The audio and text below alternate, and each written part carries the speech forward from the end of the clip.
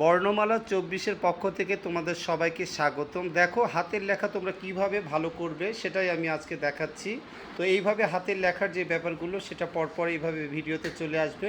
তো বর্ণমালার যে স্টুডেন্ট সে লিখছে কিভাবে সুন্দর করে হাতের লেখা ভালো করা যায় সেই প্র্যাকটিসটি চলছে। তো এইভাবেই যে সুন্দর করে গুছিয়ে লেখা আর ধরে ধরে লিখতে হবে, গ্যাপগুলো দিতে হবে। সে একটি ছড়া লিখছে, সেই ছড়াটা সে খুব মনোযোগ দিয়ে সে চেষ্টা করছে সুন্দর করে ফুটিয়ে তোলার। কতটুকু সুন্দর হলো এবং ছড়াটি কত সুন্দরভাবে স্টুডেন্টটি লিখতে পারলো অবশ্যই কমেন্টে জানাবে।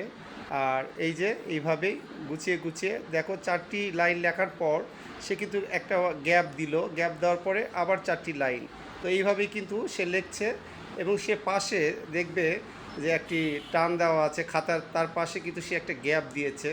তো এই ব্যাপারগুলো যদি তোমরা দেখো এবং চেষ্টা করো, আশা করি সুন্দরভাবে তোমরাও হাতে লেখা লিখতে পারবে। তবে প্র্যাকটিস করতে হবে, বারবার প্র্যাকটিস করে ফাইনালি গিয়ে তোমরা লিখবে, তাহলে হাতের লেখা কিন্তু অনেক দ্রুত এবং সুন্দর হবে।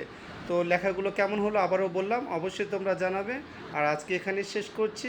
আল্লাহ হাফেজ।